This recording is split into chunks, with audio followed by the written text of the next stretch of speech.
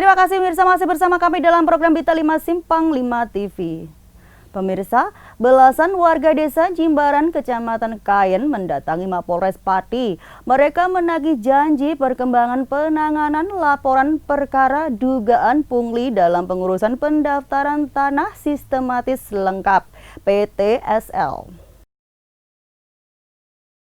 Sempat beradu argumen perwakilan dari Forum Komunikasi Jimbaran yang menagih janji perkembangan penanganan perkara dugaan pungli dalam pengurusan PTSL akhirnya bertemu Kapolres Pati hari ini.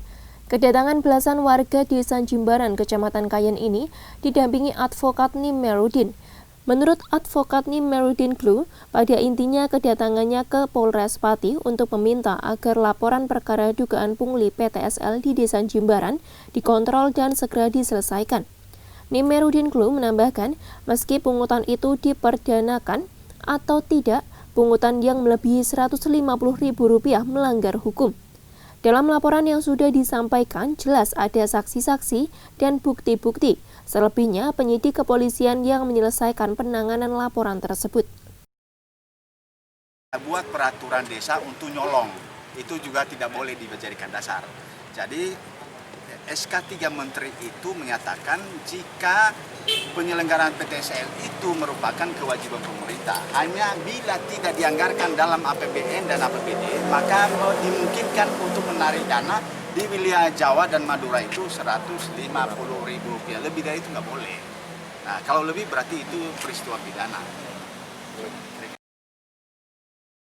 Sementara itu, Koordinator Aksi Suharno berharap pertemuannya dengan Kapolres supaya kasus PTSL yang dilaporkan sejak 2017 agar segera dituntaskan secepat-cepatnya, di mana pada laporan itu menyebutkan pungutan sekitar Rp750.000 untuk 700 bidang tanah.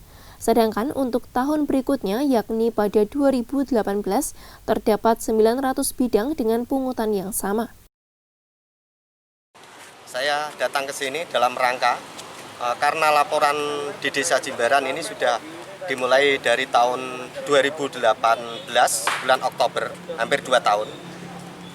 Berhubung kasus ini terlalu lama, kami mendatangi dan mohon kepada dipertemukan kepada Pak Kapolres supaya ketika bertemu dan hari ini kami bertemu memohon dan menyampaikan supaya kasus ini harus dituntaskan secepat-cepatnya. Lebih lanjut, Kasat Reskrim AKP Sudarno mengatakan perkembangan perkara tersebut pihaknya masih mendalami dengan mencari barang bukti. Jadi ini masih ditangani dengan serius, jadi masih perlu barang bukti. Yang bukti-bukti ini masih mencari terus kita gali. Yang jelas proses terus berlanjut. Oh sih, ya. Jadi masih proses berlanjut. Oksanurajai, Simpang 5 TV melaporkan.